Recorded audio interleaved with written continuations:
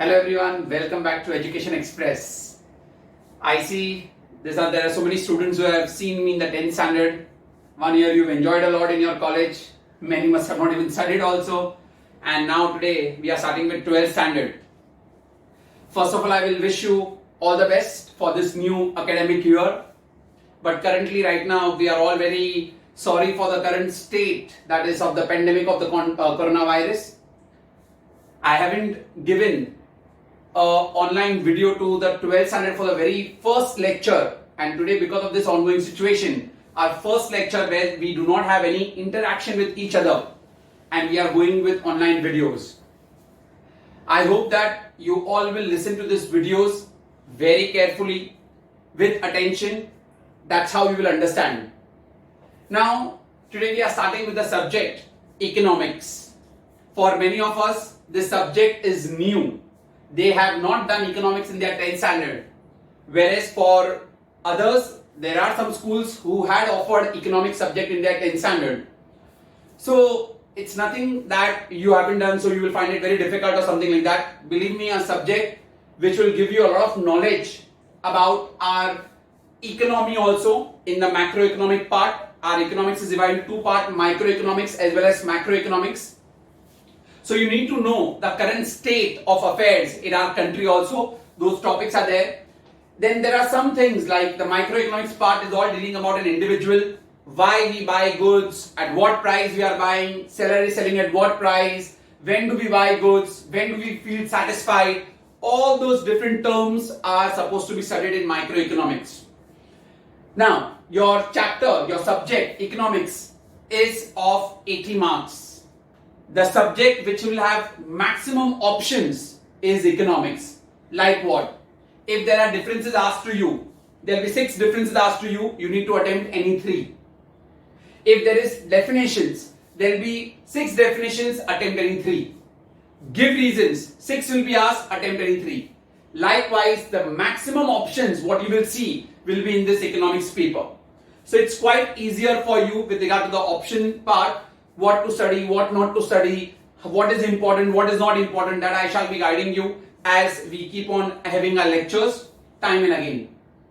Now finally we come back to the chapter utility analysis. It's chapter number 2, utility analysis. That's the name of the chapter. Now when you're doing this chapter utility analysis, the first thing what you should know is about utility. The definition of utility, or what do you mean by the term utility? Utility is a want satisfying capacity of a commodity. Utility is the want satisfying capacity of a commodity, or any commodity which satisfies your want is called as utility. Now you see, for example, this marker in my hand, it is used to write. It is giving me that satisfaction. So any want or any object which satisfies your want is basically called as utility. So the want satisfying power of a commodity is called as utility. You are feeling hot, you want your AC, that's giving you utility. You are reading a book and you are getting knowledge from it, that is again utility to you. So these are all some examples of utility. So the define utility. The want satisfying power of a commodity is called as utility. Remember, any question asked to you, you need to first write the definition. So we go with the first question. What is utility and what are the features of utility? Features is nature, characteristics, anything you call is the same question. So define utility and give the features of utility. Define utility is already done. One more time. The want satisfying power of a commodity. Very simple.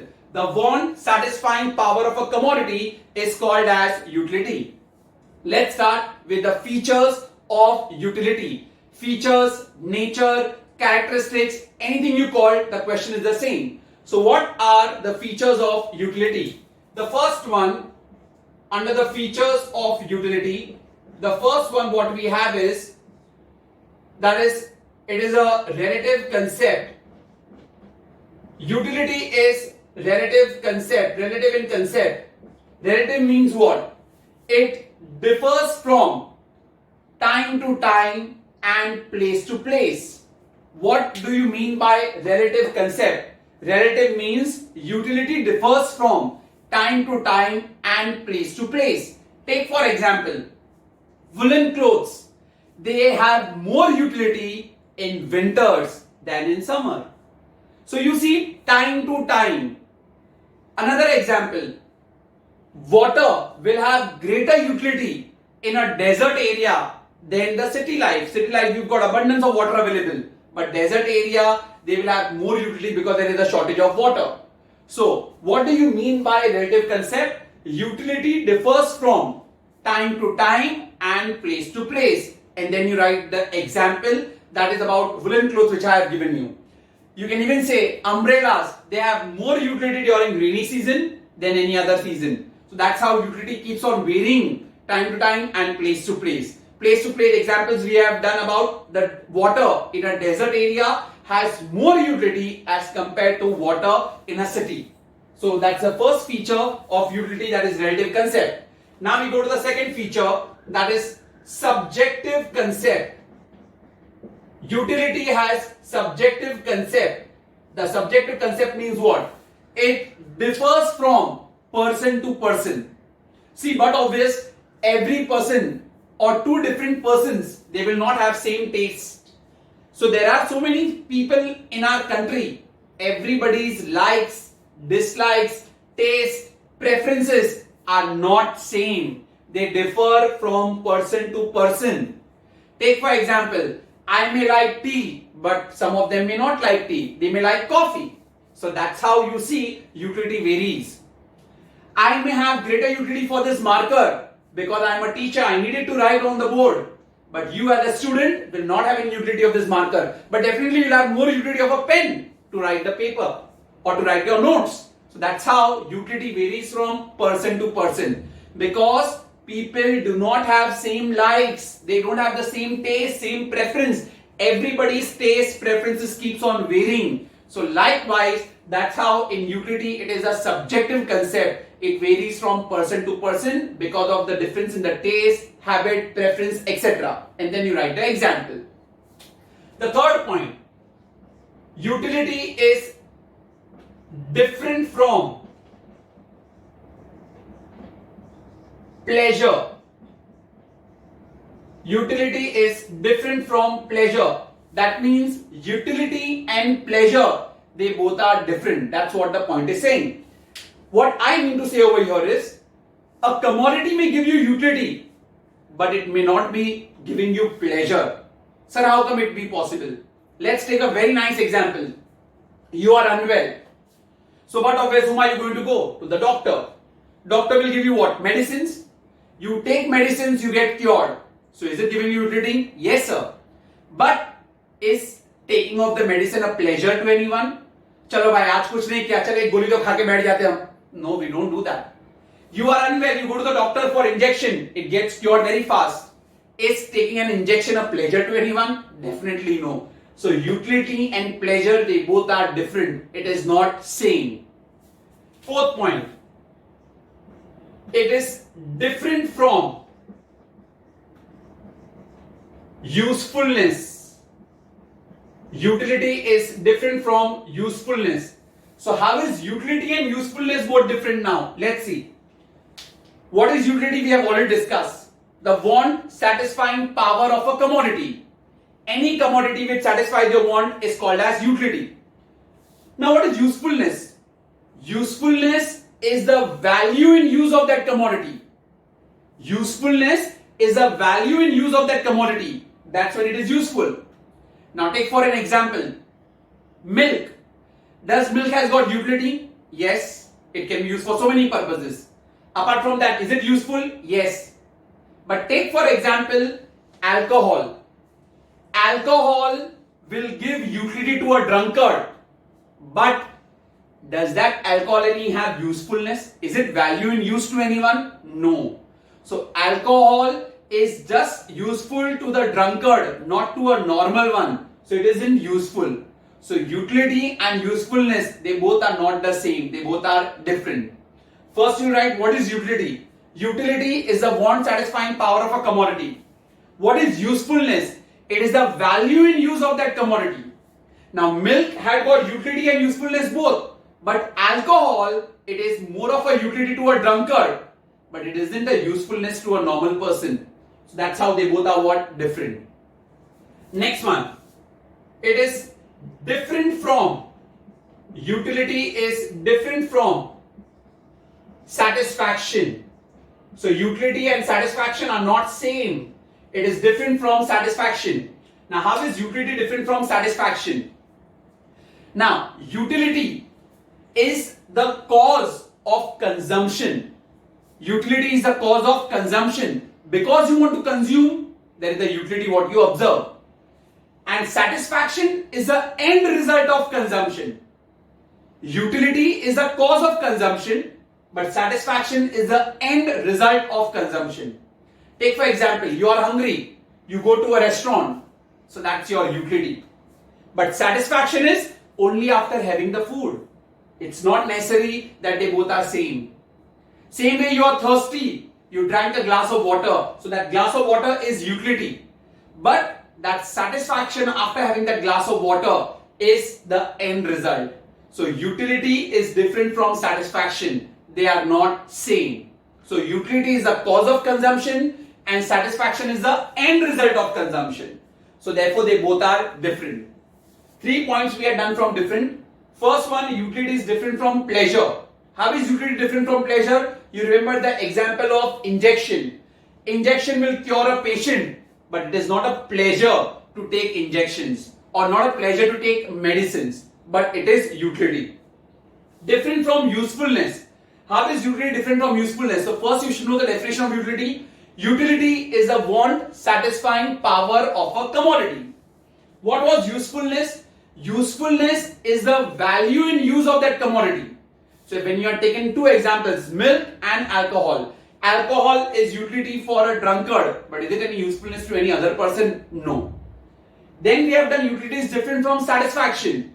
So utility is the cause of consumption, but satisfaction is the end result of consumption. Take for example water. When you are thirsty or when you are hungry, you go to a restaurant. So when you are going to a restaurant, it's a utility, but after consuming the food, whether you are satisfied or not satisfied is later. Same way, you are drinking a glass of water when you are thirsty, but that thirst, how it has quenched your thirst, that is the satisfaction after you drink the glass of water. So they both are different. First we have done utility is relative concept. What do you mean by relative? It differs from time to time and place to place. Hope you remember the example, woolen clothes example we have discussed. Water in a desert will have more utility, that we have discussed. And second one, subjective concept. Subjective, it differs from person to person because everybody's likes and tastes are not the same. Same way, some may like a thriller movie, some may like a romantic movie. So what to do in that? Same way with regard to tea and coffee, I have given you an example. So that's subjective concept. Next point, the sixth point, it is ethically neutral. Utility is ethically neutral, a very, very important point, or you can say it is utility is ethically neutral. That means it does not tell you what is good, what is bad, what is right, what is wrong. Utility does not tell you that whether a thing is a good or bad, right or wrong. Take for example, knife. Knife is used to chop vegetables. Is it utility? Yes. But knife can also be used to harm someone. So here we are ethically neutral.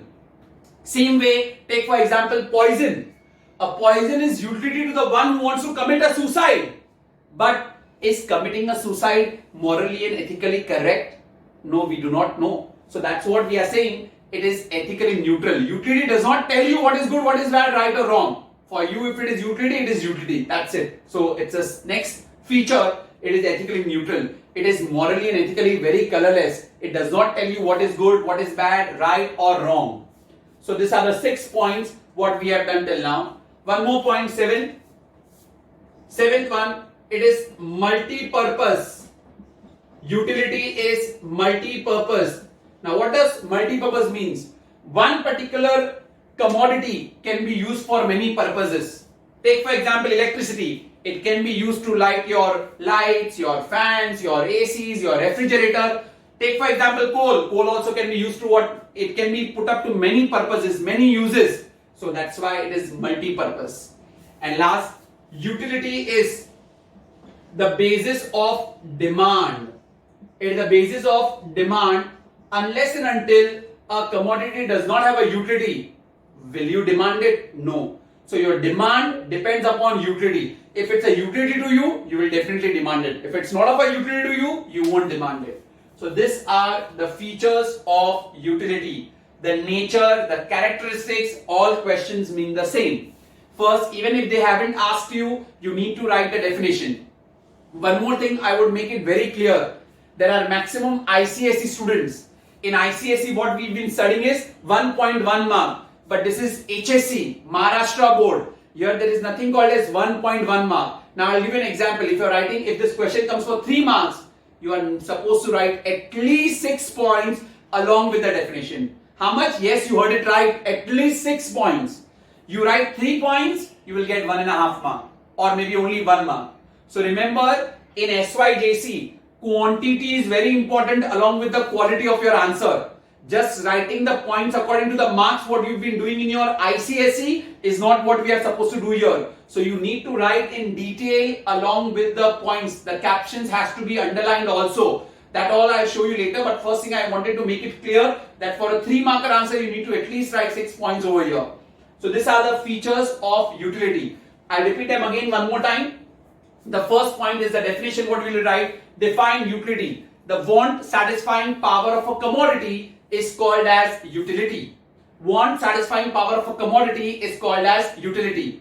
Further, what will you write? The features. The first one is relative concept. What is my relative concept? It differs from place to place and time to time. Second point, it is a subjective concept. It differs from person to person because of the difference in the likes, taste and preference. Third one, it is different from pleasure. Which example you need to remember? Injection. Fourth one, different from usefulness. So here you write first what is utility. Usefulness. What is usefulness? The value in use of that commodity. So here if you remember, we have done the example of milk and alcohol. Utility is different from satisfaction. So utility is the cause of consumption and satisfaction is the end result of consumption. We have done the example of water, going to a restaurant, having your food. It is ethically neutral.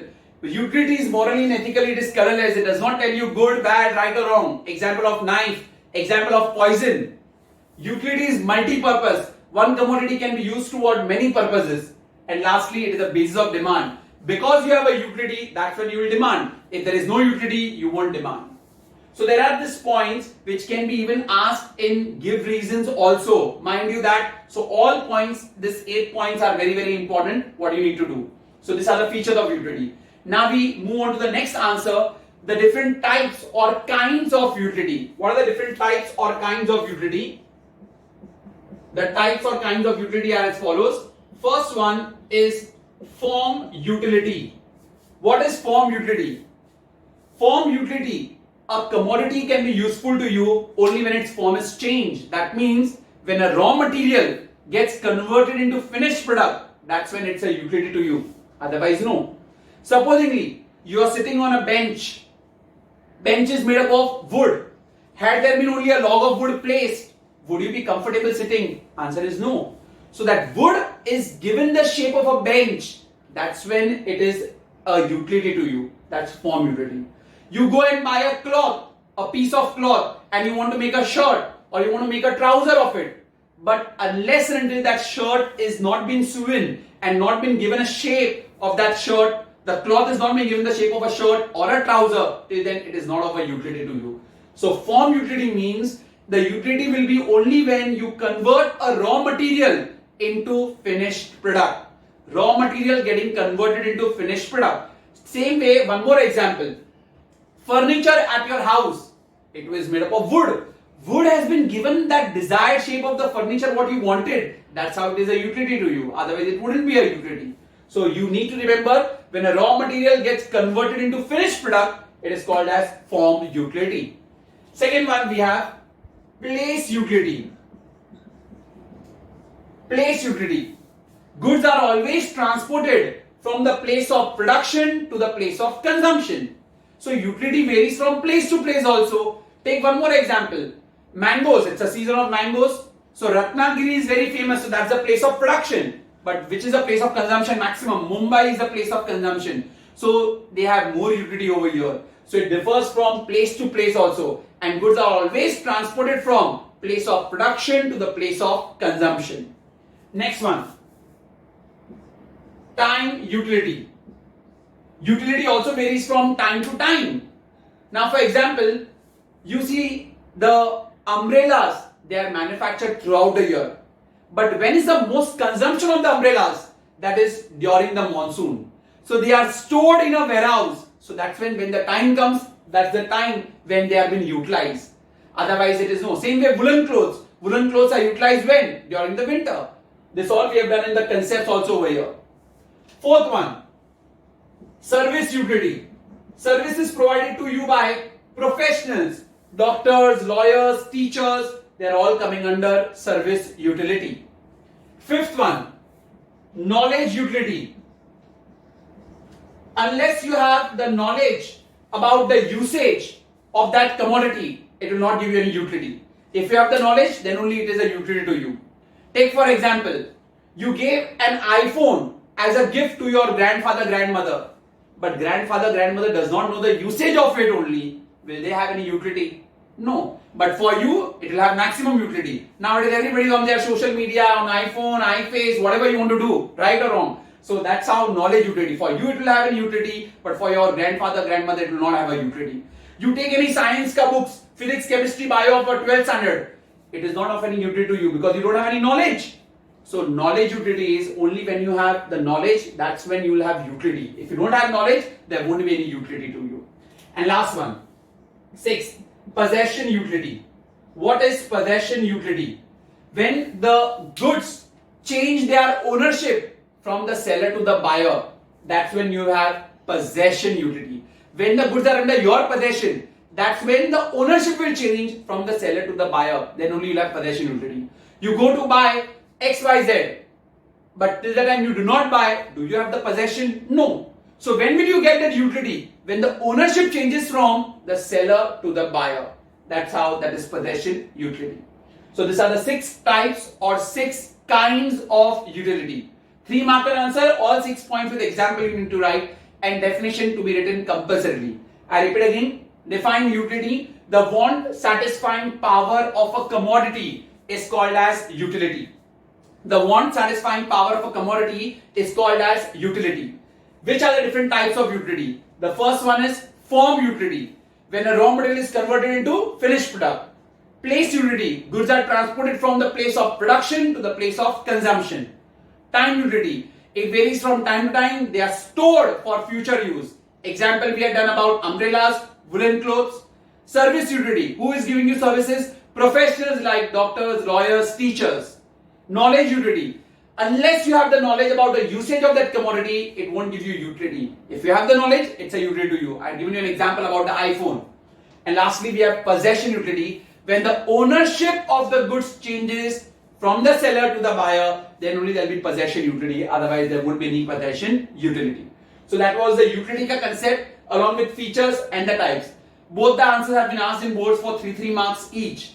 So whenever they are being asked to you, you need to write the definition and then the explanation. Let's do just the captions of the features of utility. First one we have done, that is, it is a relative concept. Second one, it is subjective concept. Third point, now 3 points, it is different from pleasure, different from usefulness, different from satisfaction. Done. 6 point, ethically it is neutral. 7 point, it is multi-purpose, can be used for many purpose and it is the basis of demand. Because it is a utility to you, that's the reason why you demand. If there is no utility, you won't demand also. Types of utility: form utility, place utility, time utility, service utility, knowledge and possession. Just few examples just again. If I ask you different from usefulness, can you recollect which example? We had done about milk and alcohol. Milk has got utility and usefulness, but alcohol is having a utility only for a drunkard, but not useful. Different from satisfaction. We had done an example about the water when you're thirsty, it is utility, but satisfaction is after the quenching of your thirst, it is the satisfaction. Same way for the food also. Morally and ethically, it is neutral. So example was for poison and also for knife. Knife is utility because it is used to chop vegetables, but that knife can be also used to harm someone. For that person, it is a utility. Poison, utility to the one who is committing suicide, but committing a suicide is not right. So it is neutral. It does not tell you good, bad, right or wrong.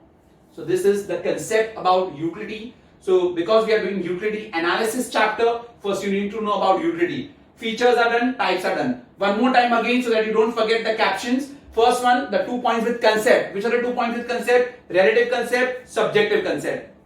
Then different from usefulness, different from satisfaction, different from pleasure.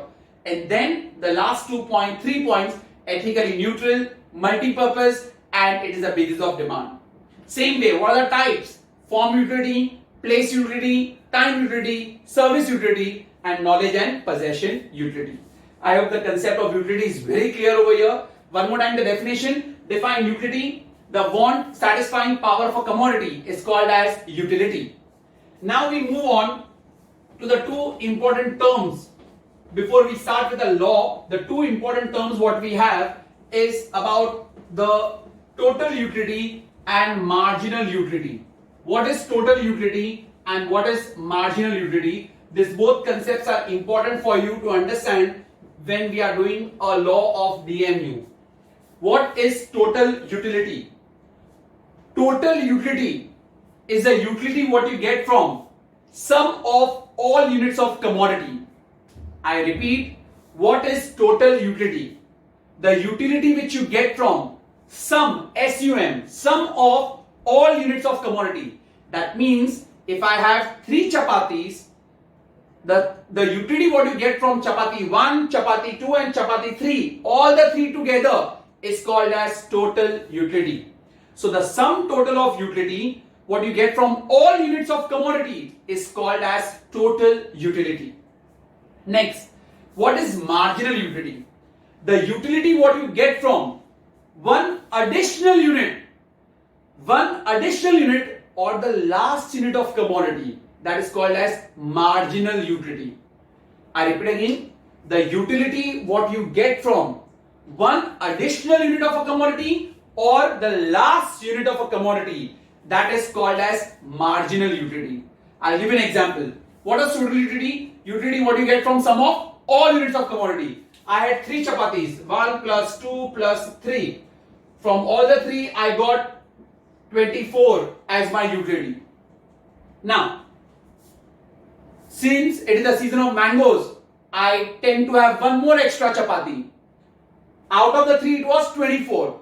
I tried to have one more chapati extra. Now, the 4th chapati, after adding the 4th chapati, my utility is 31. Take for example, it is 31. So now, what was my one additional? The 4th one. It is a utility what you get from last unit. Till 3, how much was my utility? 24. So by getting the 4th, it came to 31. So what is the difference? Difference is 7. So that 7 is my marginal utility. The utility what you get from one additional unit or the last unit.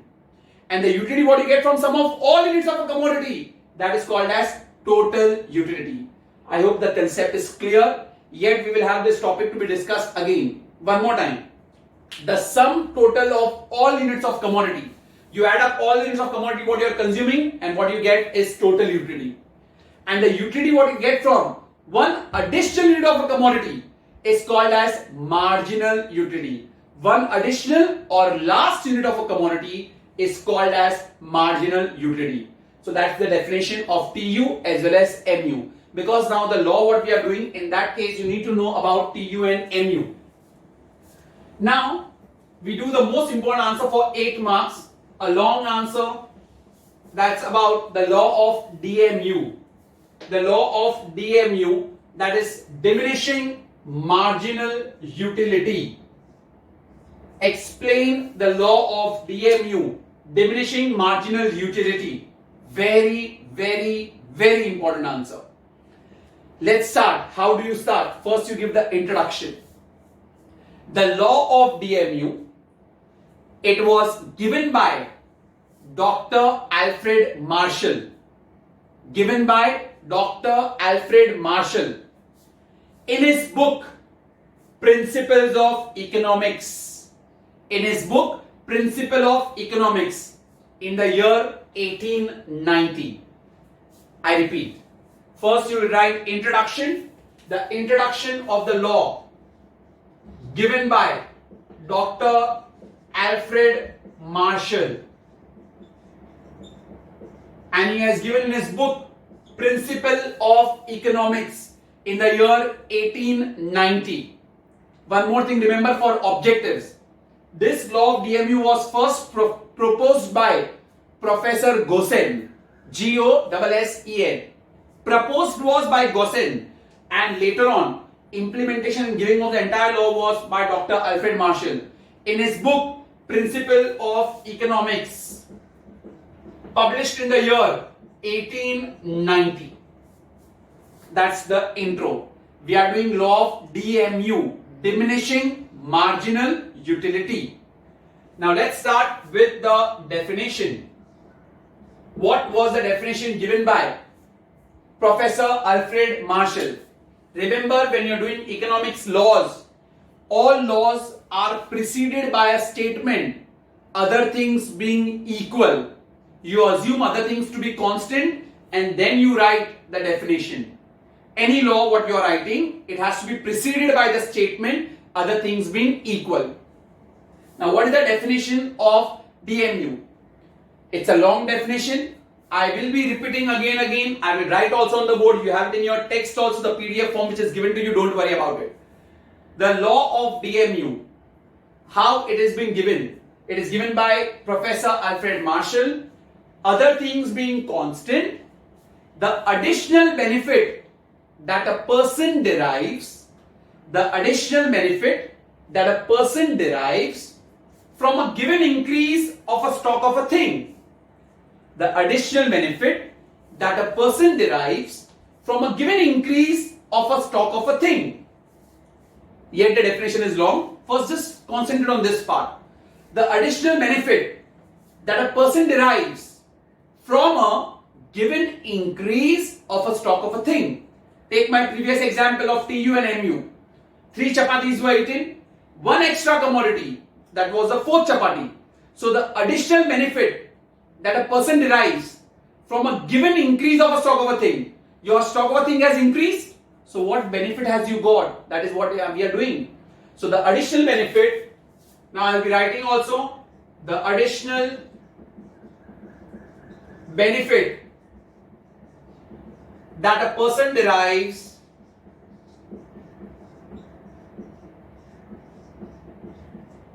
from a given increase of a stock of a thing,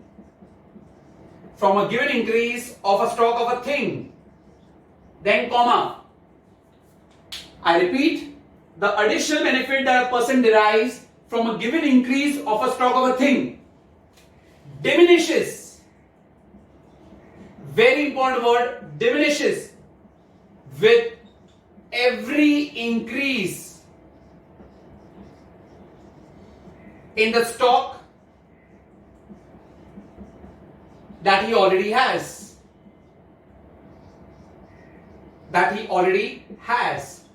So it diminishes with every increase in the stock that he already has.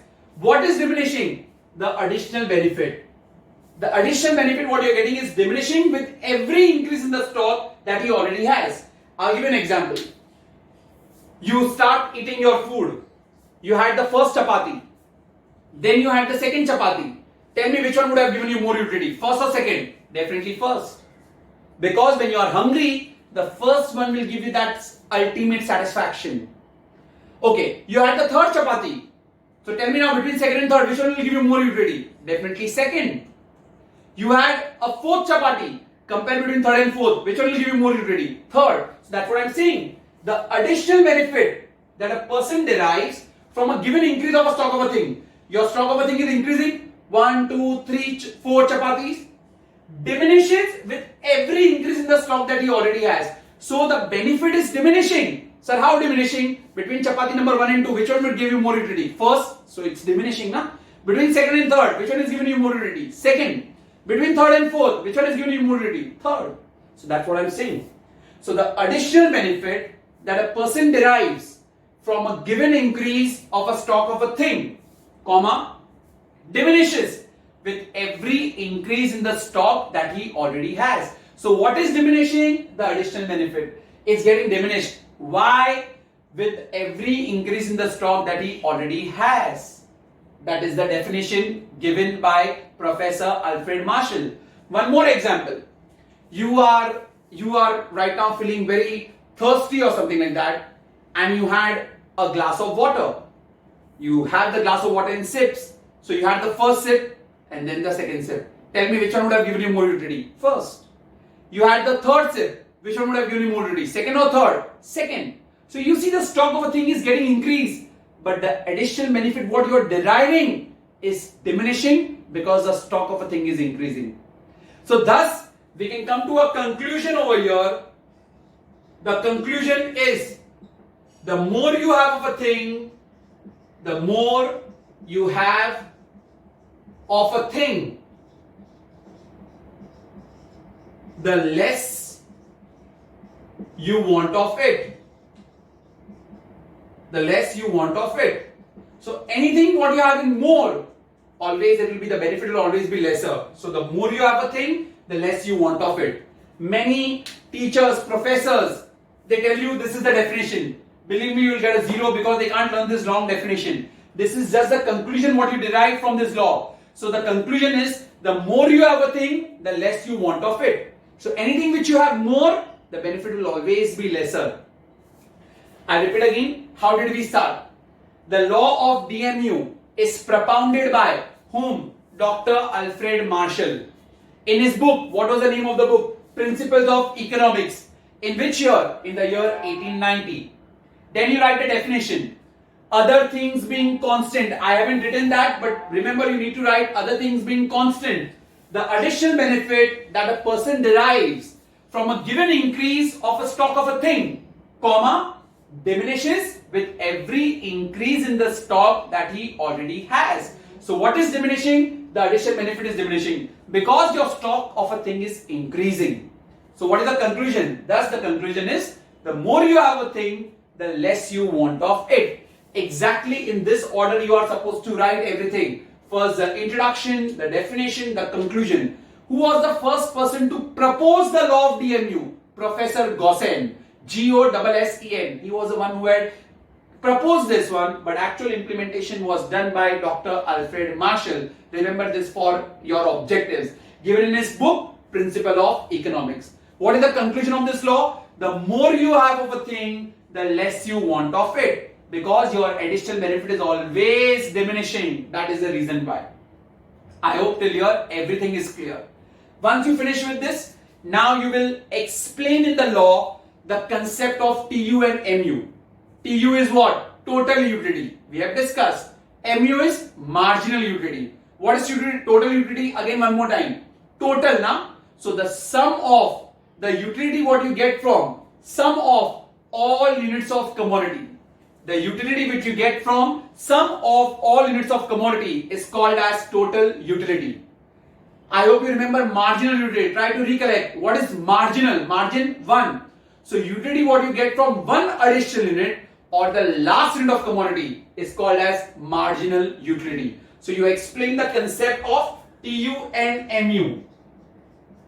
Concepts of TU and MU to be explained. Is that very clear? Till here we have done. Now we move on how this additional benefit will diminish. Let's explain with the help of a schedule and a diagram.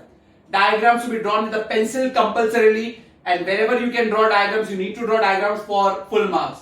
Let's start with the schedule. Schedule, it's a table to prove about this thing.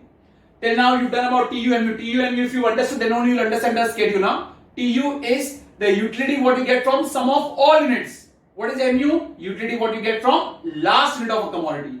So let's see the schedule. It's a mango season. We'll start with number of mangoes. TU, and then we have MU. Number of mangoes you've consumed, assuming 5, 1, 2, 3, 4 and 5.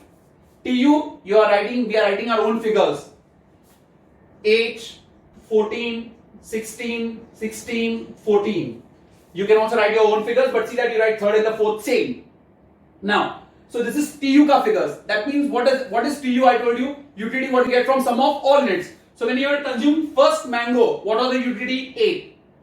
Combining 2, what is the utility? 14. Combining with 3, utility is 16.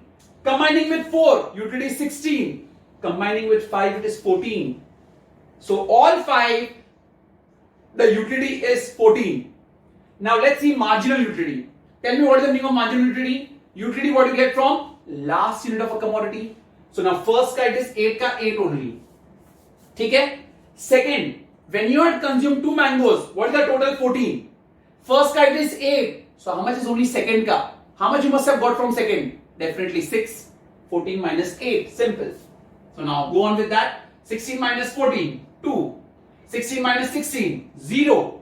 And 14 minus 16 minus 2. That's how you get marginal utility. That last unit wala. I'll repeat again. These are the figures what we had made on our own. 8, 14, 16, 16, 14. When you are doing your own figures, third and fourth should be same and fifth should be lesser than the fourth if you are putting your own figures.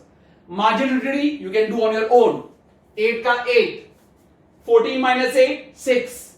16 minus 14, 2. 16 minus 16, 0. 14 minus 16, minus 2. Why are we doing? We are doing marginal utility. Utility what you get from last unit. So I told you, assuming till 2 mangoes, what is the utility? 14. First mango ka 8. So second khali second mein se how much you must have got?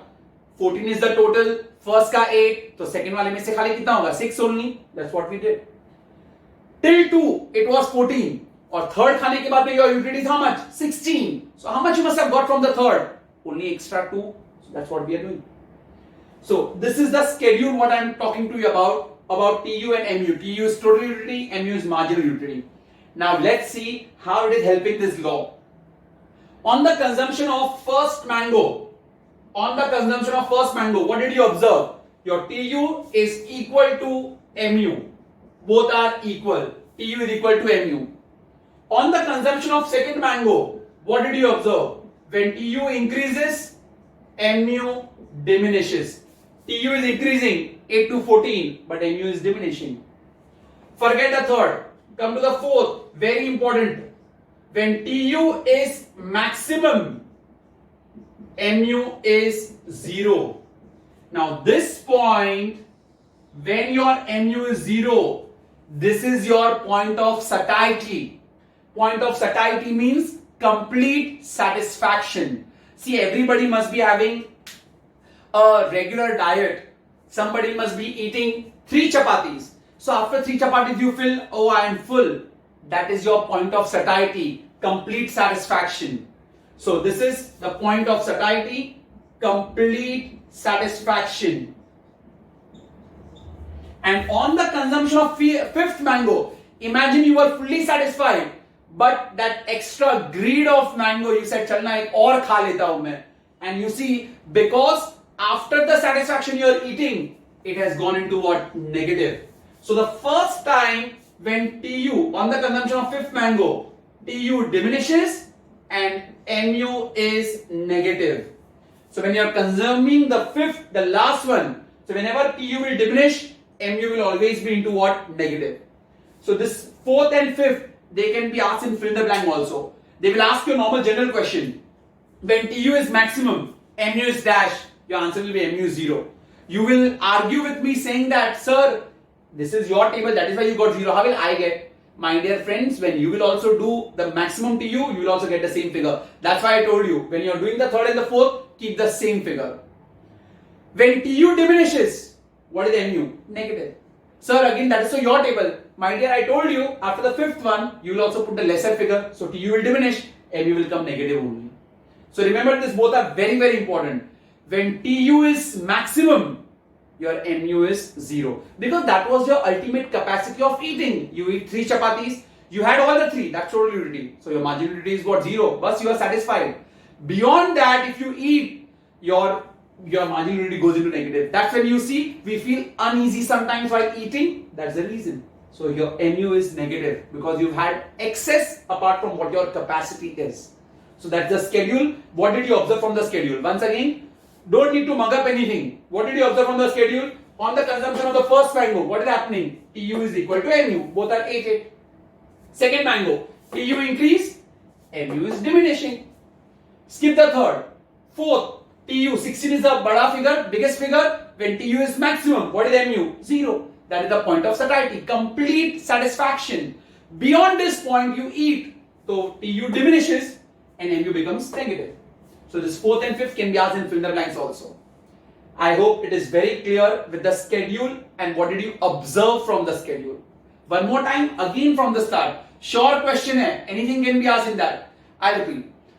Introduction. The law of DMU, diminishing marginal utility, is propounded by whom? By Dr. Alfred Marshall. I am using the word propounded, not proposed. Proposed was Mr. Gosselin, Professor Gosselin.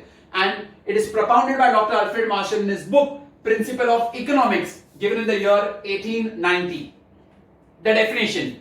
Other things being constant has to be written first. Other things being constant. The additional benefit that a person derives from a given increase of a stock of a thing diminishes with every increase in the stock that he already has. So when your stock is increasing, stock of commodity what you are consuming is increasing, the additional benefit will decline. You see over here also now, the stock was increasing, the additional benefit is declining over here. Then the conclusion, thus what is the conclusion? The more you have a thing, the less you want of it. The more you have a thing, the less you want of it. Then you explain the concept of TU and MU. What is TU? The utility what you get from sum of all units of commodity is called as TU. What is MU? The utility what you get from one additional unit of a commodity is called as MU. Now, then we did the schedule. Number of mangoes, TU and MU. TU you will write your own figures. Just see that it should be in the ascent increasing order and third and fourth should be same and the next one should be what? Declining. MU you can calculate 8 ka 8, 14 minus 8, 6, 16 minus 14, 2, 16 minus 16, 0 and 14 minus 16 minus 2. What did you observe? On the consumption of the first mango, TU is equal to MU. On the consumption of second mango, when TU increases, MU diminishes. On the consumption of the fourth mango, when TU is maximum, MU is 0. So when MU becomes 0, it is called as point of satiety. Satiety is complete satisfaction. Beyond this point when you eat, it goes into negative. Now after this, we go with the diagram. Explain the diagram. With the help of the schedule only, you can explain the diagram. Diagrams are very, very important.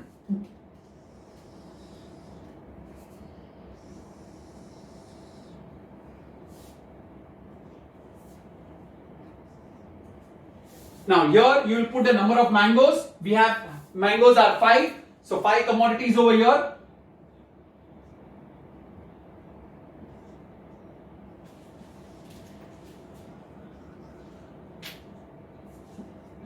This is your number of mangoes. Now, utility we have till 16. We'll just write the even numbers.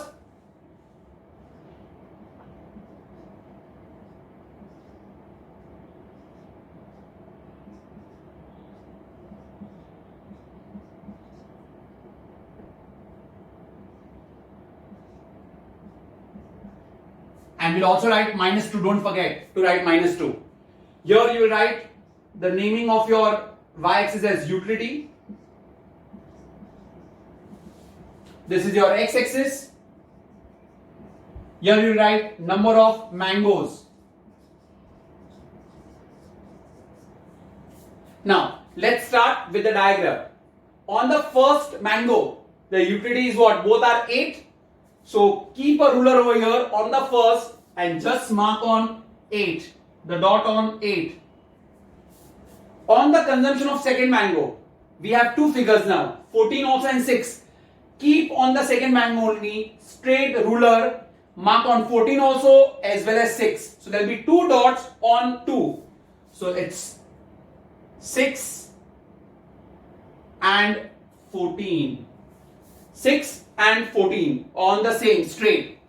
Third mango, it is 16 and 2. So again you'll get two figures. Third, it is 16 and 2. The one I'll mark 2 over here and then 16. Fourth, it is 16 and 0.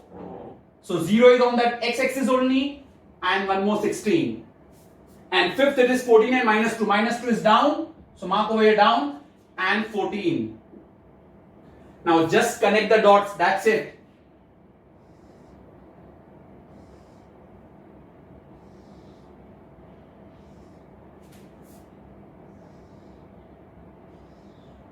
All should be done with a ruler. All connecting of dots should be done with a ruler. So you'll see this diagram somewhere like that. This is where it is minus 2 is a line of MU. And this is your TU. And on the fourth, when it is intersecting, it is your point of satiety. That's how your diagram should look. That's the relation between TU and MU also in your answer. The diagram has to be this only when you're doing your law of DMU. This is till now all what we have done, believe me, is just for 4 marks. So if they ask you to explain the law of DMU with the help of a schedule and diagram, this is what it is. What I have written on the board right now. You can basically, when you are watching the video, just put up a pause and you can take one screenshot also, whatever it is. This is your entire answer for the law of DMU with diagram. Yet my answer is not over. Remember this. It's just one thing till now for 4 markers. All this what you need to do. One more time again I repeat. I hope you must have taken a screenshot by now. One more time we repeat. The law of DMU is propounded by Dr. Alfred Marshall in his book Principles of Economics, published in the year 1890. The definition: other things being constant, the additional benefit that a person derives from a given increase of a stock of a thing diminishes with every increase in the stock that he already has. Then you write the conclusion. Thus the conclusion is, the more you have of a thing, the less you want of it. The more you have a thing, the less you want of it. Then you explain the concept of TU and MU. What is TU? The utility which you get from sum of all units of a commodity. What is MU? The utility what you get from the last unit of commodity or one additional unit of commodity. That is your MU. Then you make a schedule. Number of mangoes, TU and MU. Number of mangoes 1, 2, 3, 4, 5. TU you write your own figures. 8, 14, 16, 16 and 14, and from that you will get MU. 8 ka 8, 14 minus 8, 6, 16 minus 14, 2, 16 minus 16, 0, 14 minus 16 is minus 2. What did you observe from the table? On the consumption of first mango, you can see that TU is equal to MU. On the consumption of second mango, when TU increases, MU diminishes. On the consumption of the fourth mango, when TU is maximum, MU is 0. And on the consumption of the fifth mango, when TU diminishes, MU becomes negative. And then you draw the diagram. One more time I'll explain you how to draw the diagram. First, on the x-axis, you write the number of mangoes. So you write over here number of mangoes, x-axis. On your y-axis, you write all the utility. We have written in the even numbers only. 2, 4, 6, 8, 10, 12, 14 and 16. Let's start. First mango. We have the same figure as 8. So only one dot will come, 8. On the second one, you will take a ruler. We have two points to be marked, 14 and 6. So you'll mark one on 6, one on 14. Third, we have 16 and 2. So you mark one on 2, on 16, straight line. Fourth, 16 and 0. 0 is on the x-axis and the 16. Fifth one, minus 2 is down and then 14. And then just connect the dots with the help of a ruler, not in a free hand. The minus 2 wala is which one? MU. So write here MU. And 14 wala was your TU, write here TU. Namings are very, very important. This is your 4 marker answer. You have to go in order only. First the intro, then the definition. Definition always should be preceded by other things being constant. Conclusion, then the concept of TU and MU. Because if you don't know the concept of TU and MU, how did you explain the schedule? See, while writing a paper, understand, with the medium of your writing of your paper, you are trying to explain the moderator. You are a teacher that time when you are writing the paper. So you need to explain then the concept of TU and MU. And then you go with the schedule. Then what did you understand from the schedule? The explanation from the schedule. And then the diagram. This is your 4 marks. So much for 4 marks? Yes, so much for 4 marks. I told you it is HSC board, not your ICSE board, my dear. So you need to do this way. So still answer is left? Yes. So what is left in the answer now? Now this law is based on assumptions and there are certain exceptions to the law. What are the assumptions? What we need to understand, you need to know about the assumptions on the law of demand. See, otherwise the law of demand would not be right. First of all, you know what? Can you measure utility cardinally? You can't measure only utility cardinally. Cardinally means numerically. You have one chapati and I ask you, bolo bhai, kitna utility mila? Can you say that? Not possible. So that's all assumptions. Now you see the different assumptions what is there. I hope till now everything is clear here. Now we will go with the assumptions. Assumptions, assuming certain things, then only the law can be true. Otherwise the law won't be true. So, and assumptions as a separate question can also be asked to you for 4 marks. After assumptions, you write exceptions. This entire answer with assumption and exception comes for 8 marks in boards. 8 marker answer, the last answer which is for 8 marks, you need to write all these things. Let's start now with assumptions. What are the assumptions of the law of DMU? Which are the assumptions? The first assumption is homogeneity of commodity. Homogeneity means same. The commodity should be same in respect of size, shape, color. Then only your law will be right. Sir, nahi, I didn't understand. You remember the schedule? What had we taken in the schedule? Number of mangoes. Did I see 1 mango, 1 apple, 1 chiku, 1 banana? Everyone would have given me different utility. Then how would I compare? So the first thing, we are assuming that the commodity what we are consuming for this law ka purpose is homogeneous. Homogeneous means same in respect of size, shape, color, etc. If it is not same, it will give me different utilities. Then I won't be able to compare. So we are assuming that the commodity what we are consuming is same in respect of size, shape, color, etc. That's homogeneity. Second one, continuity. When you are consuming the product, it has to be continuous, one after another. See, you eat 1 mango in the morning, 1 you eat in the evening, both will give you different utility. But one after another, without having a long gap, a long interval of time, a long lapse of time, the utility can be compared. So it has to be continuous in nature, one after another. There shouldn't be a big time lapse, because if there is a big time lapse, both will give me different utilities. Third assumption, it should be of a reasonable size. The commodity what you are consuming should be of a reasonable size. It should neither be too big nor too small. It should be neither too big nor too small. So it should be of a reasonable size. Fourth one, no change in taste, habit or preference. Your taste, habit and preference should not change. What if your taste and habit changes? Imagine I ate 1 mango. Oh, I didn't like only, dirty. Will I eat the second one? No. So then how will I compare? So I won't be able to compare. So there shouldn't be any change in your taste, habit and preference. That means they are assumed to be constant. Your taste, habit and preference are assumed to be constant. Then only you will be able to compare and keep on having. The next one, the most important, rationality. Rationality. It is assumed that a consumer is rational in behavior. Rational means a person who can take logical decision.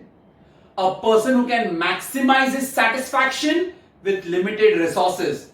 That is a rational person. So we assume that a consumer is rational in behavior. Rational means one who can take logical decisions. One who will maximize his satisfaction, optimum satisfaction with limited resources. That's rationality. Sixth, we have discussed cardinal measurement.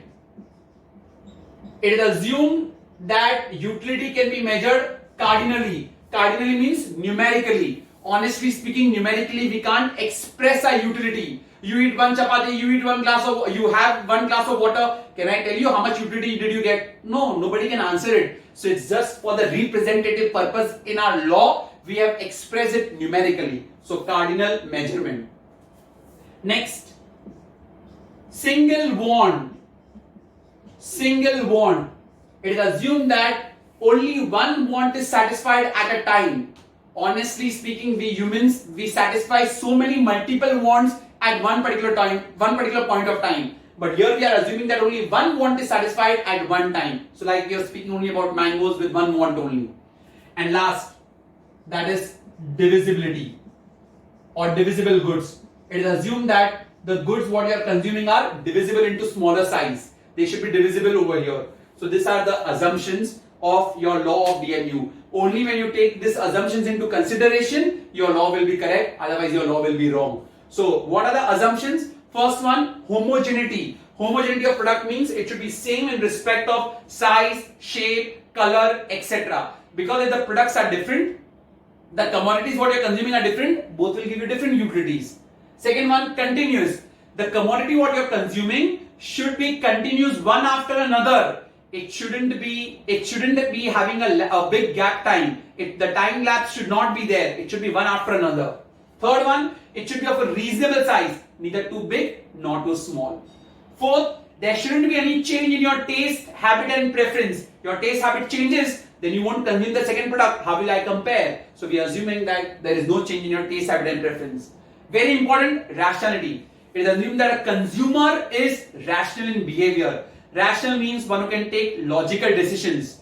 One who knows to optimize his satisfaction by consuming in that minimum amount what he has, the limited resources what he has.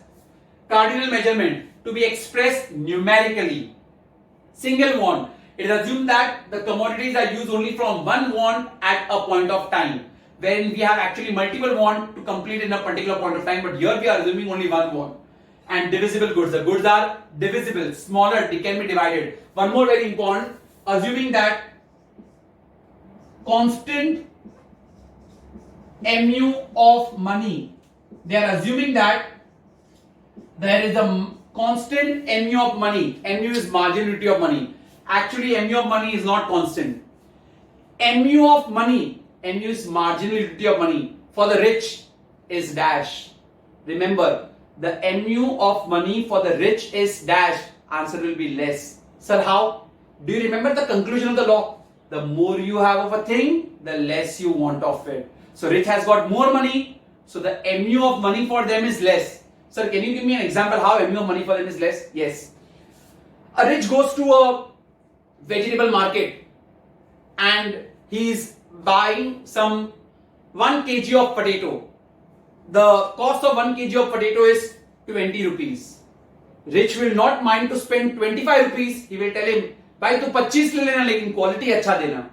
So because he has got lots of money, कोई फर्क नहीं पड़ता है.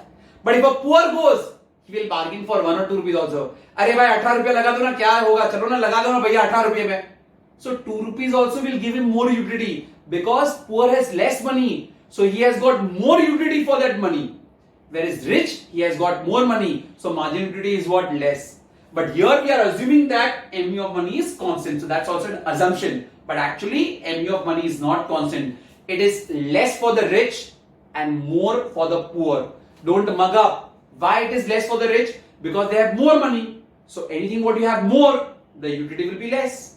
Poor ke liye it is more. Why? Because they have less money. So they have more utility for it. They will bargain for 1 rupee also. They should not bargain for 1 rupee also. So these are the assumptions of your law of DMU. Till now we haven't yet completed the answer. Now the last part, finally, we have the exceptions of the law of DMU.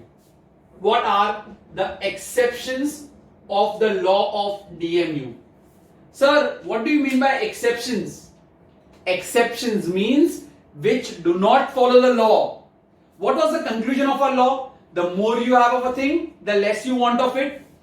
Here, you will find some exceptions such. The more you have a thing now, the more you want of it.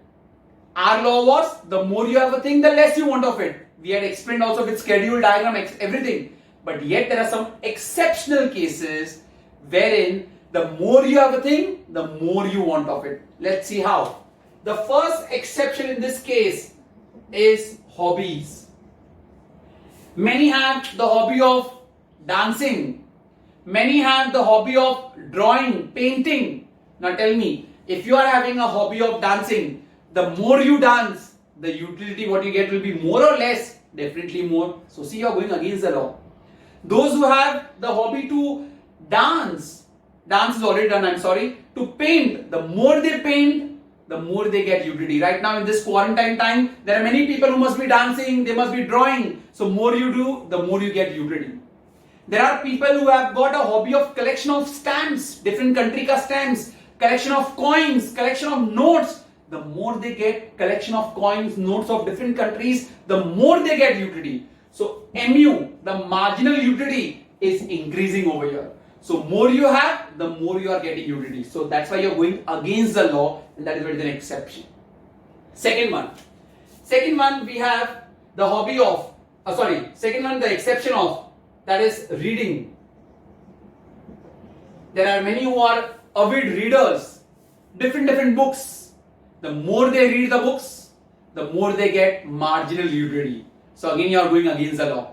I am an exceptional case. I don't like to read only. I will ask the conclusion. Why conclusion kya bolte bhai pure book ka finally, and then I'll understand. So but there are many who are readers. So for them, the more they read, the more they get what? Utility. So that's reading. Third one, music. I hope everybody must be agreeing to that. The more you listen to the music, the more you get utility. The more you get utility. There are many people who come in my class with the earphones on, or class se bahar nikle again earphones in. So you see that's how the utility what they get from music also. So again you are going against the law. So it's an exception. Fourth one, drunkard. Drunkard, the one who drinks. With every increase in the peg of drink, he will get more utility. So that's why drunkard is also an exception to the law of DMU. Fifth one, miser. Who is a miser? Greedy. Hindi mein kanjoos. The more they save a rupee also, they feel so satisfied. Arey, mera 1 rupaya bach gaya. So that's miser. Okay, that's kanjoos. The more they, act that greedily, the miserly, they act that way, the more they get what? Utility. The margin utility for them is more. Sixth, that is power. People are very much hungry for power. You see the politicians, they can go to any extent for the power. They can kill also anyone. So more they get power, the more they get marginal utility. And the last one, that is money.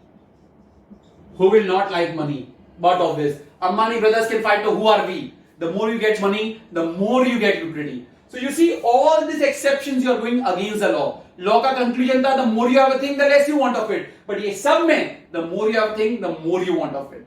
Let's see again. First one, hobbies. Hobbies mein I told you art of dancing, art of singing, art of drawing, or you can have collection of stamps or playing or anything. The more you do them, the more you get utility. Reading, the more you read the books, the more you get utility. Marginal utility we are talking about. Music, the more you listen to the music, the more you get utility. Fourth, drunkard, the more they have the pegs of drink, the more they get utility. Fifth, miser, the one who acts miserly. Even if they save 1 rupee also, their MU will always increase. Power, there are so many power hungry people. The more they get power, the more is their MU. And lastly, it is what? Money. The more you have money, with every increase in the stock of the money, there is more utility. So these are the exceptions of the law of DMU. But one more answer, not over, I'm sorry. One more answer. These are not the real exceptions to the law of DMU. Sir, abhi ye kya naya hai? They are not real exceptions. नाम के लिए exception है, reality में नहीं है. Sir, how? Let's talk about hobbies. Hobbies. I said hobby of dancing, right? Tell me, no doubt, the more you dance, the more you get utility. Will you dance on the same song again and again? अरे एक बार नाच लिया same गाने पे, 2 बार, 3 बार, again no. You will change the song. So aren't you going against the assumption of homogeneity? कि आपने assume किया था everything should be homogeneous, same in respect of size, shape, color. जो painter है एक ही चीज paint करेगा. He will keep on having different paintings. So you are going against the law of homogeneity. So against homogeneity. Reading. Tell me, more you read the books, the more you get utility. But will you read the same book again and again? No. Again different books. So you are violating the law of DMU, of violation of your assumption of homogeneity again. Music. The more you listen to the music, the more you get utility. But again you are violating the assumption of which one? Homogeneity. क्योंकि आप अलग अलग गाने सुनोगे. हाँ, but यहाँ पे at this age of yours, 12th standard, just अभी FIJC से आए हो, many people must be having affairs and all, फिर दिल टूट जाता है, and that time you keep on listening to that slow songs again and again, and then you feel अरे यार ये तो सब मेरे जीवन में भी ऐसा ही हुआ है. Those are exceptional cases, we are not talking about them, but just again back over here, in case of music you are violating the assumption of homogeneity. Drunkard. Now drunkard having the pegs of drink, you think is he rational? He is not rational. So violating the assumption of rationality. So drunkard is violating the assumption of rationality. Because rationality, I told you, rational means a person takes logical decision and he tries to maximize his satisfaction and consumption. Miser, acting miserly, you think a rational person will do? Again you are violating the assumption of rationality. Power, a rational person will never be hungry for power. So again violating rationality. And money ka I told you also, they are assuming that MU of money is constant. But is MU of money constant? No. MU of money for the rich is dash, MU of money for the rich is less, and MU of money for the poor is what? More. So violating the assumption of rationality and also the constant MU of money. And therefore, they are not real exceptions to the law of DMU. A separate question will be asked to you. There are no, do you agree? There is a question called as do you agree for 8 marks also. There are no real exceptions to the law of DMU. So how will you answer? True. The above statement is true. There are no real exceptions to the law of DMU. How? You write hobbies. You explain the entire hobby and lastly you will write, but this exception of hobby is violating the assumption of homogeneity. You write reading. It is violating the assumption of homogeneity. Music, same. Drunkard, rationality. It is violating the assumption of rationality. Same before miser, power and money. That is why they are not real exception. Sir, but if they ask me only exceptions, then write only exception. Usme you will write that also na. Okay, they are violating the assumption of so and so. Still you will get full right. Don't worry about it. So these are the assumptions and these are the exceptions and these are the assumptions. One more time, what are the assumptions? What are you assuming in this law to be correct? First one, homogeneity of the product. It should be homogeneous, that is same in respect of size, shape. Second one, it should be continuous, no long time gap. Third one, it should be of a reasonable size. The product should be neither too big nor too small. Fourth one, there shouldn't be any change in your taste, habit or preference.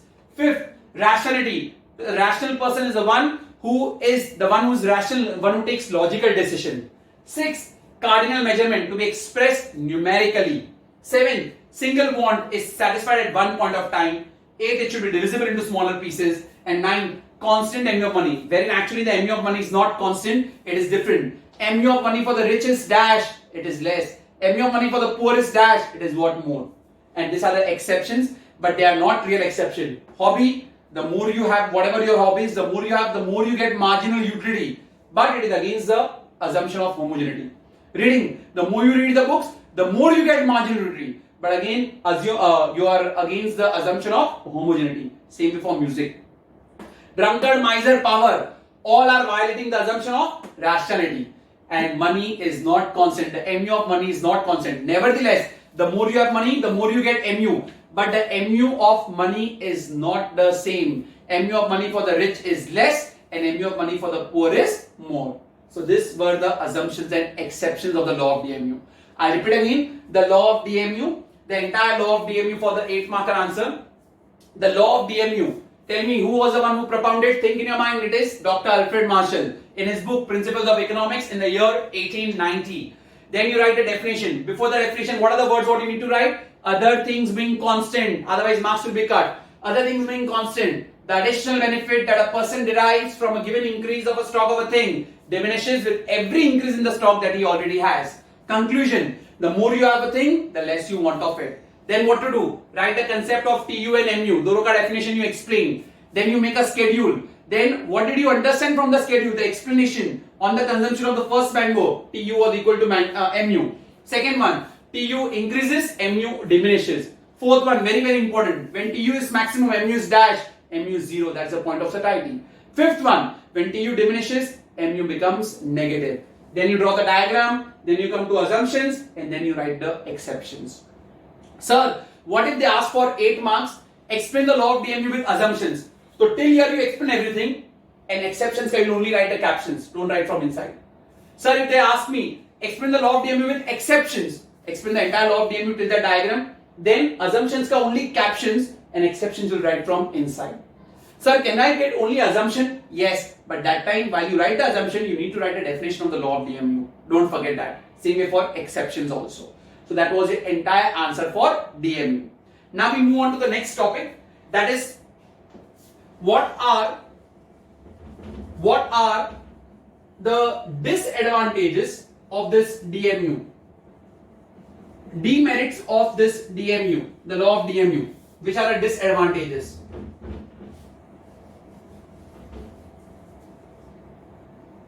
There are certain disadvantages also. I am not doing exceptions, I am doing the disadvantages, demerits, or criticism you can say. Criticism of the law of DMU. The first criticism of the law of DMU is unrealistic assumptions. If you remember all the assumptions, no change in your taste, habit, constant MU of money, then the rationality, homogeneity, they all are unrealistic. Everything cannot happen at the same time. So they are unrealistic assumptions.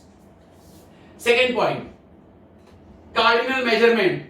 सबसे बड़ा disadvantage, cardinal measurement. Can we express utility in numerical? No, cardinal means numerically to be expressed. So that's the second disadvantage. Cardinal measurement is not possible over here. Third one, indivisible goods. The law is not applicable to indivisible goods. It is only applicable to divisible goods. So which are indivisible goods? TV, refrigerator. Can I study them in your law of DMU? Not possible because they are not divisible. Fourth one, constant MU of money. They have assumed that MU of money is constant. But is MU of money constant? No. Again I am repeating. MU of money for the rich is dash. It is less. And MU of money for the poor is more. And lastly, fifth point, single bond. Single bond. I told you this also. Is it possible to complete only single point at a point of time? No. We complete many other bonds at one particular point of time because our utility has got multi-purpose. So these are the 5 disadvantages, criticism of the law of DMU. First thing, the assumptions are quite unrealistic, not possible to have all the assumptions at one go. Second, cardinal measurement to be expressed numerically, not possible. Third one, indivisible goods cannot be studied in law of DMU like TV, refrigerator.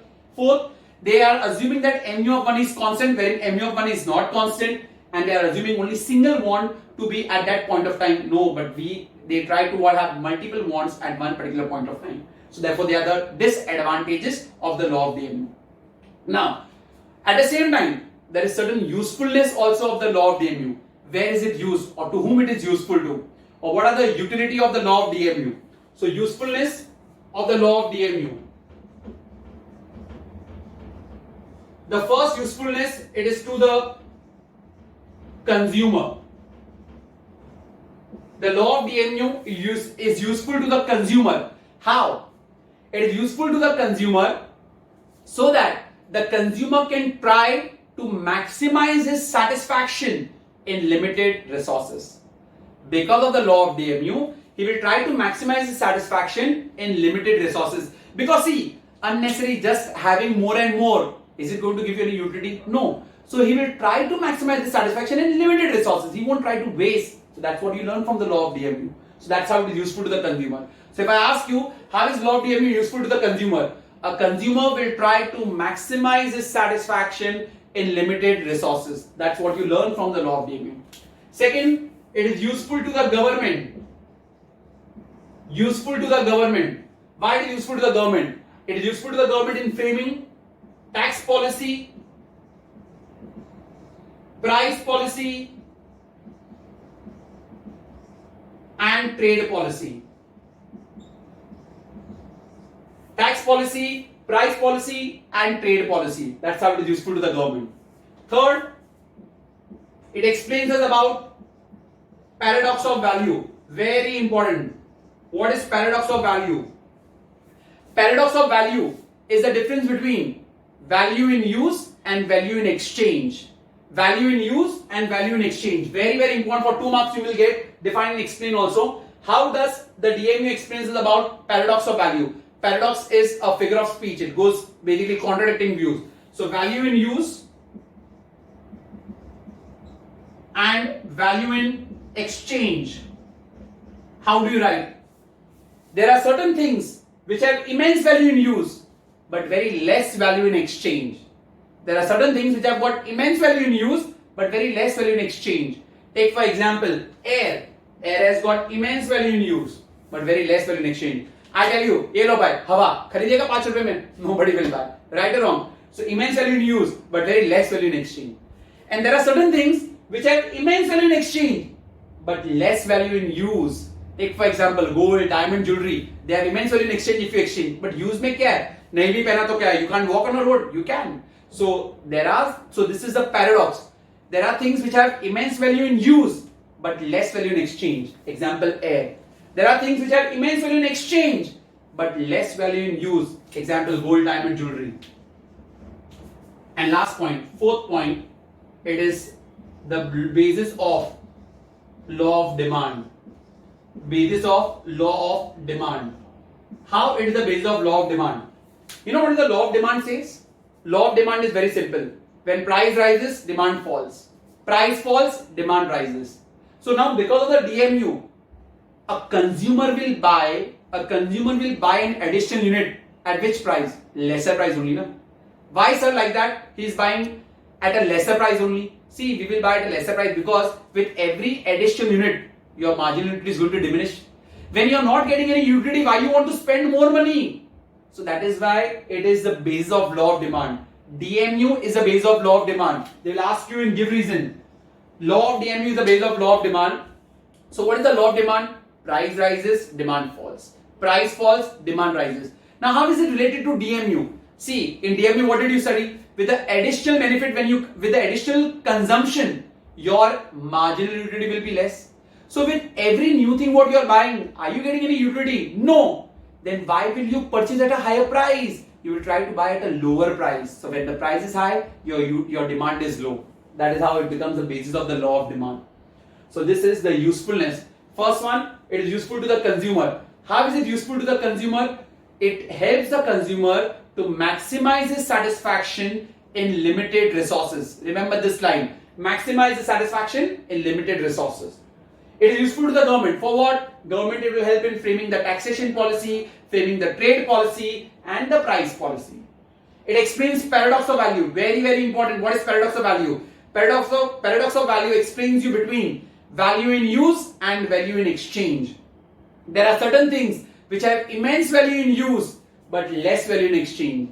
And there are certain things which have immense value in exchange but less value in use. Immense value in use and less value in exchange. Example air. Immense value in exchange but less value in use. Example gold, diamond, jewelry. And last, the DMU becomes the basis of law of demand. The law of DMU becomes the basis of law of demand. Law of demand says that when price rises, demand falls. When price falls, demand rises. So at a higher price, will a consumer buy? No. He will buy his every additional unit when the price is low. So that is how it becomes. What are the disadvantages of the DMU? There are many unrealistic assumptions. Cardinal measurement. Cardinal is what? Numerical you can't express.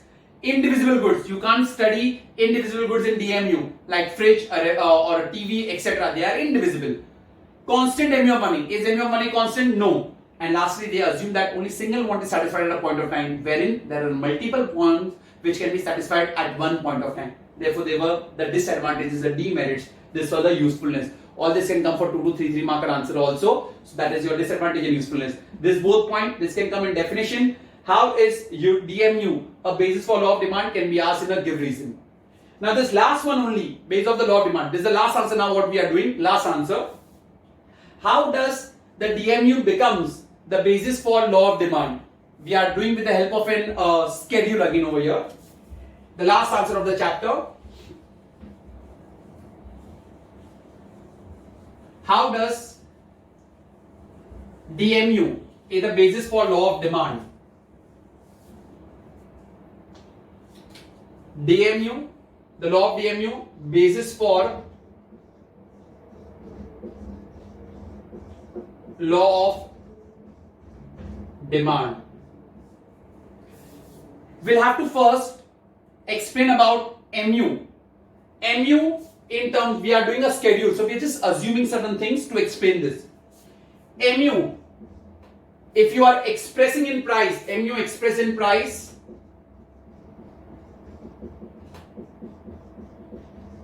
in our schedule as rupees 10. Okay, and the price of the commodity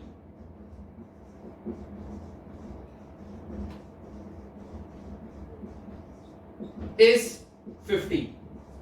The price of that commodity what you are buying is rupees 50, and we are just looking at the MU, but to get that MU we have just expressed in terms of price as rupees what 10.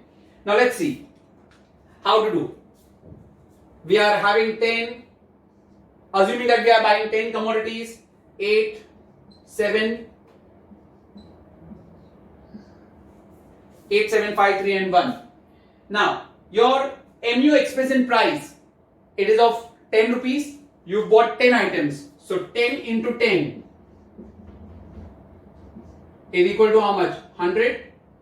This is our MU, This is our MU, which is expressed in price. You bought 8 commodities. This is the commodities what you are buying. Number of commodities. You are buying 8 commodities. And what is the price of MU? 10. 80. 7 into 10, 70. This 10 is the MU which is expressed in price. 5 into 10, 50. 3 into 10, 30. And 1 into 10, 10. So this is the MU what you've got in price. What was the price of your commodity? The actual price of your commodity is 50. The actual price as you have assumed is 50.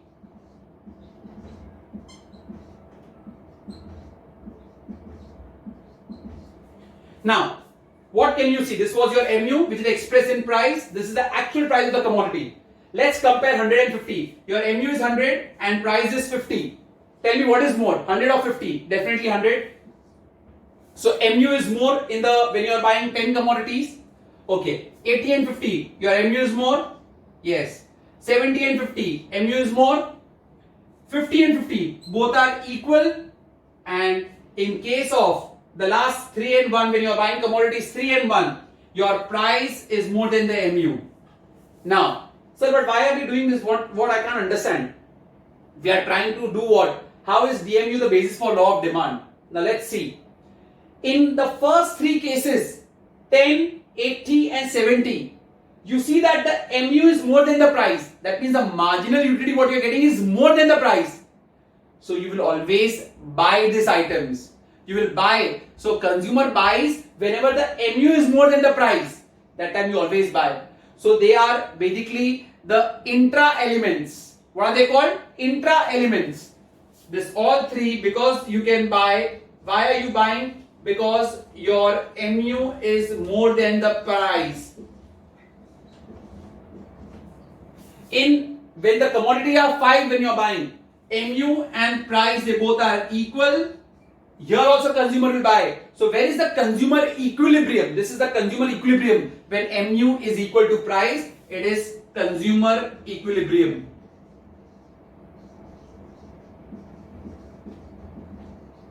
And in the last 2 cases, you see the price is more than the MU. So consumer will never buy only because the price is much more than the MU. So they are the extraneous elements. You don't buy them.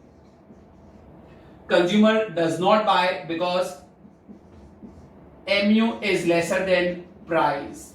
So here the consumer buys, here it is consumer equilibrium, and here the consumer will not buy because the price is more than MU.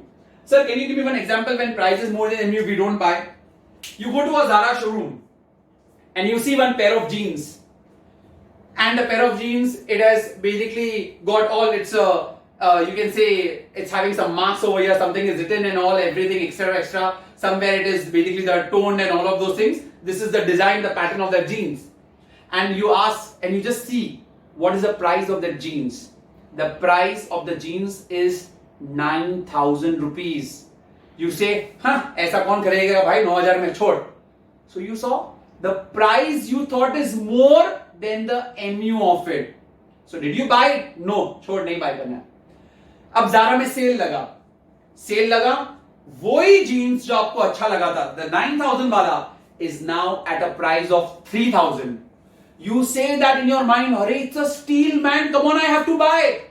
Because now the MU is more than the price. That's the reason why you're buying. So this is your law. This is how the DMU becomes the law of demand.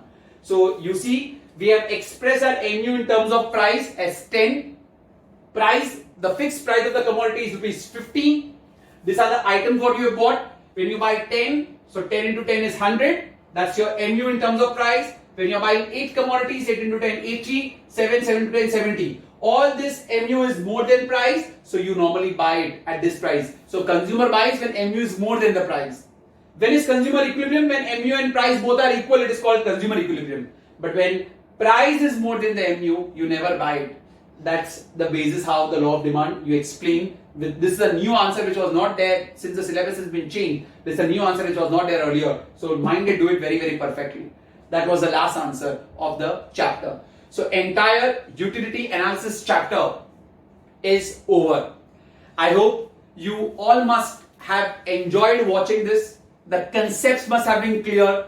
In case if the concepts are not yet clear, don't worry. Feel free to call me or message me and ask me your doubt. But please, I request you to listen this entire video at one go. Do not do it in parts. You will miss the link. Everything is linked to the other answer. That's the reason why. And you can watch this video on your YouTube link on a separate set, or else you keep the PDF form of your text in a separate mobile, because your PDF will be on your mobile. Then how will you go through it? So that's what I want, that while you are listening the video, you also go with the PDF format of it. Thank you very much for watching the video.